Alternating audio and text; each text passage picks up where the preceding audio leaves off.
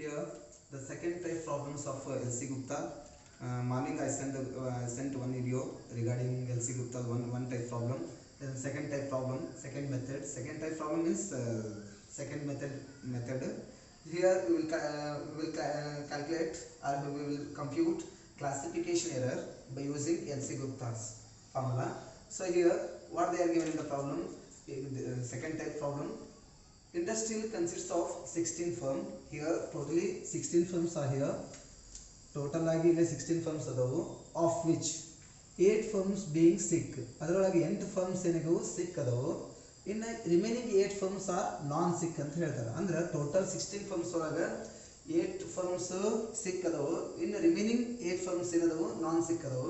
Next one, a financial ratio has been completed for 16 firms and given the ranking as shown below in the descending order. In the descending order ಒಳಗೆ ಏನು ಮಾಡಿದ್ರು ಅವರು ಒಂದಿಷ್ಟು ranks ಕೊಟ್ಟಿದ್ದಾರೆ. ಇಲ್ಲಿ ನೋಡ್ರಿ rank ನೋಡ್ಕೊಂತ ಬರ್ರಿ. ಇಲ್ಲಿ ಫರ್ಮ್ಸ್ ಇವು ಫರ್ಮ್ಸ್ ಅಂತಂದ್ರೆ ಎನ್ ಅಂತಂದ್ರೆ ನಾನ್ ಸಿಕ್, ಎಸ್ ಅಂತಂದ್ರೆ ಸಿಕ್ ಅಂತ ಹೇಳಿ, ಎಸ್ ಅಂದ್ರೆ ಸಿಕ್, ಇನ್ನೊಂದು ಎನ್ ಅಂತಂದ್ರೆ ನಾನ್ ಸಿಕ್. ಹೆಂಗೆ ಕಂಟಿನ್ಯೂ ನೋಡ್ಕೊಂತ ಬರ್ರಿ. ಇಲ್ಲಿ ಏನಾಗೈತೆ ಅಂತಂದ್ರೆ ಇಲ್ಲಿ ಫಸ್ಟ್ 8 ಇದ್ರೊಳಗೆ 2 ಸಿಕ್ ಇಂಡಸ್ಟ್ರಿ ಬಂದವು. ನೆಕ್ಸ್ಟ್ 8 firms ಒಳಗೆ 2 ನಾನ್ ಸಿಕ್ ಇಂಡಸ್ಟ್ರೀಸ್ ಅದಾವೆ. So here you should see here first 8 industries ಒಳಗೆ 2 ಇಂಡಸ್ಟ್ರೀಸ್ ಏನಾಗಿದಾವೆ ನಾನ್ ಸಿಕ್ ಅದಾವೆ, ಸಿಕ್ ಅದಾವೆ. ಆ್ಯಂಡ್ ರಿಮೈನಿಂಗ್ 8 ಇಂಡಸ್ಟ್ರೀಸ್ ಒಳಗೆ 2 firms ಆರ್ ನಾನ್ ಸಿಕ್, 2 ನಾನ್ ಸಿಕ್ ಅದಾವೆ. ಇನ್ನು ಉಳಿದಂಥ 6 ಏನದಾವೆ 6 ಫರ್ಮ್ಸ್ ಅದಾವೆ. ರಿಮೈನಿಂಗ್ 6 ಫರ್ಮ್ಸ್ ಏನದಾವೆ ಸಿಕ್ ಇಂಡಸ್ಟ್ರೀಸ್ ಅದಾವೆ. ನೆಕ್ಸ್ಟ್ ಒಂದು ಇದ್ರೊಳಗೆ ನಮ್ಗೆ ಗೊತ್ತಾಗಿದ್ದೇನೆಂದ್ರೆ ಕ್ಲಾಸಿಫಿಕೇಶನ್ ಮಾಡೋ ಮುಂದೆ ಇದ್ರೊಳಗೆ ಮಿಸ್ ಕ್ಲಾಸಿಫಿಕೇಶನ್ ಎಷ್ಟಾಗ್ಯಾವ 2 ಫರ್ಮ್ಸ್ ಆಗ್ಯಾವು. ಇದ್ರೊಳಗೆ ಮಿಸ್ ಕ್ಲಾಸಿಫಿಕೇಶನ್ ಎಷ್ಟಾಗ್ಯಾವ 2 ಫರ್ಮ್ಸ್ ಆಗ್ಯಾವ. ಟೋಟಲಿ ಇಲ್ಲ number of misclassification firms ಎಷ್ಟಾದ ಅಂದ್ರೆ 4 ಮಿಸ್ ಕ್ಲಾಸಿಫಿಕೇಶನ್ ಫರ್ಮ್ಸ್ ಅದಾವು. ಅಂದ್ರೆ ಟೋಟಲ್ ನಂಬರ್ ಆಫ್ ಫರ್ಮ್ಸ್ ಎಷ್ಟಿದ್ದು 16 ಫರ್ಮ್ಸ್ ಇದ್ವು. ಇಲ್ಲೇ ಯೂಸಿಂಗ್ ಅಂದ್ರೆ ಒಂದು ಪರ್ಸೆಂಟೇಜ್ನ ಫೈಂಡ್ ಔಟ್ ಮಾಡ್ತೀವಿ using L C Gupta methodology ಪ್ರಕಾರ. ಎಲ್ ಸಿ ಗುಪ್ತಾ ಮೆಥಡಾಲಜಿ ಪ್ರಕಾರ ಏನಂತ ಹೇಳ್ತಾರೆ, ನೆಕ್ಸ್ಟ್ ಒಂದು compute the classification error using LC Gupta's methodology and comment on the predictive ability of the ratio ಅಂತ ಹೇಳ್ತಾರೆ. predictive ability of the ratio ಹೆಂಗಾಗುತ್ತೆ ಅಂತಂದ್ರೆ for example ಇದೆಲ್ಲ predictive ಮಾಡಿರೋದು ಅಂದ್ರೆ ಆಲ್ರೆಡಿ ಏನು ಮಾಡ್ಯಾರ ಪ್ರಿಡಿಕ್ಟ್ ಮಾಡಿ ರ್ಯಾಂಕಿಂಗ್ ವೈಸ್ ಕೊಟ್ಟಂತ ಹೋಗ್ಯಾರ. ಅದ್ರೊಳಗೆ ಏನಾಗ್ಯಾವು 4 ಫರ್ಮ್ಸ್ ಆರ್ ಮಿಸ್ ಕ್ಲಾಸಿಫಿಕೇಶನ್ ಆಗ್ಯಾವು. ಅಂದ್ರೆ ಸಿಕ್ ಒಳಗೆ 2 ಇಂಡಸ್ಟ್ರಿ ಬಂದವು, ಯಾವು ನಾನ್ ಸಿಕ್ ಇಂಡಸ್ಟ್ರಿ.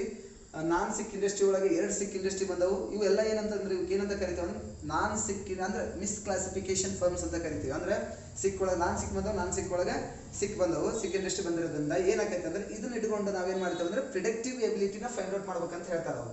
ಹೆಂಗ ಪ್ರಿಡಿಕ್ಟಿವ್ ಎಬಿಲಿಟಿ ಫೈಂಡ್ ಔಟ್ ಮಾಡ್ತೇವೆ ಅಂತಂದ್ರೆ ಫಾರ್ ಎಕ್ಸಾಂಪಲ್ ಫಸ್ಟಿಗೆಲ್ಲ ನಾನ್ ಸಿಕ್ ಇಂಡಸ್ಟ್ರಿ ನಾವು ರ್ಯಾಂಕಿಂಗ್ ಕೊಡ್ಕೊಂತ ಹೋಗ್ಬೇಕಾಗಿತ್ತು. ಯಾಕಂದ್ರೆ ಆಸ್ ಪರ್ ದ ನಮ್ದು ಇದ್ರ ಪ್ರಕಾರ ನೋಡ್ಕೊಂತ ಹೋದಾಗ ನಾವು ನಾನ್ ಸಿಕ್ ಇಂಡಸ್ಟ್ರಿನ ಫಸ್ಟ್ ರ್ಯಾಂಕಿಂಗ್ ಮಾಡ್ಕೊಂಡು ಆಮೇಲೆ ಸಿಕ್ ಇಂಡಸ್ಟ್ರಿನ ರ್ಯಾಂಕ್ ಮಾಡ್ತಾ ಹೋಗ್ತಿರ್ತೀವಿ.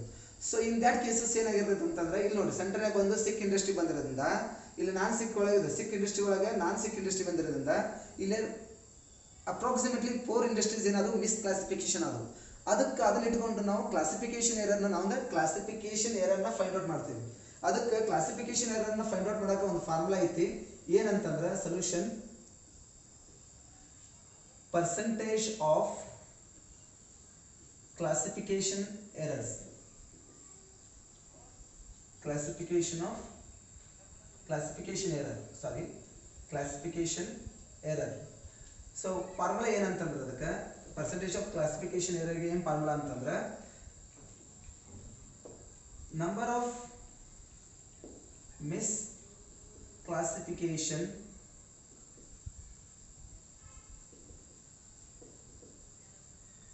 firms divided by total firms.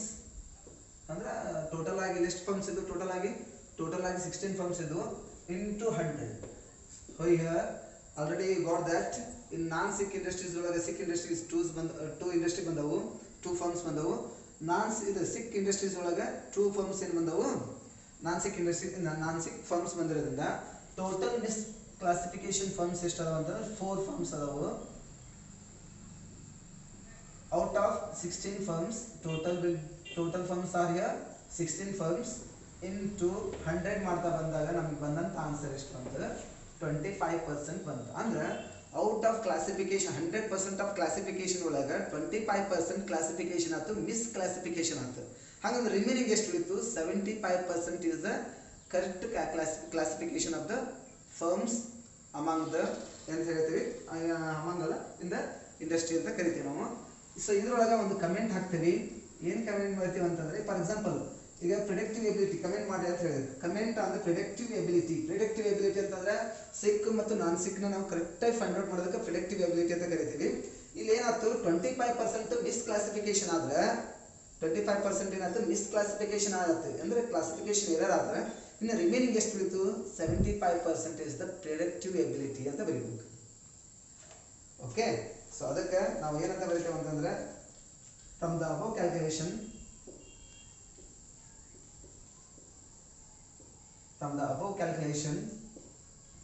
25% is classification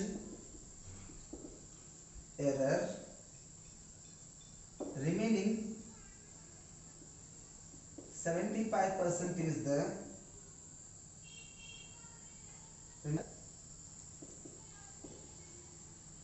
predictive ability.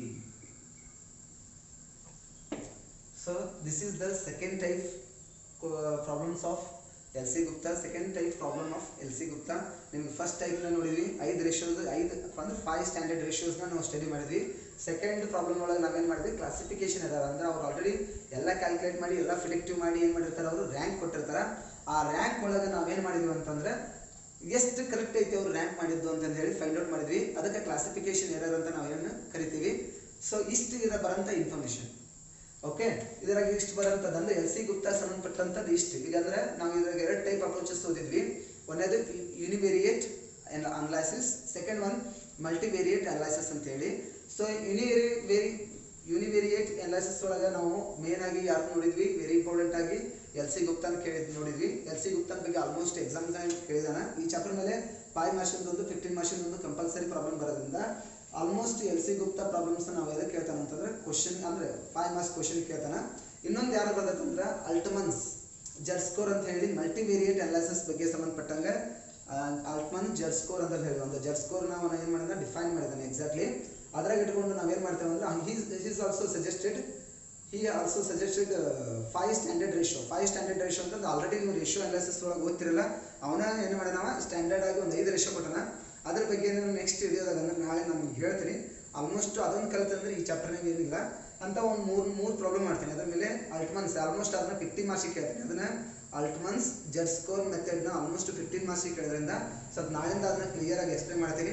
It will last for only 5 marks. LC Gupta ಮೇಲೆ ಪ್ರಾಬ್ಲಮ್ಸು ಆಲ್ಮೋಸ್ಟ್ 5 ಮಾರ್ಕ್ಸಿಗೆ ಕೇಳೋದ್ರಿಂದ ಸೊ ಇದನ್ನ ನೋಡಿ ಕೇಳ್ರಿ. Thank you.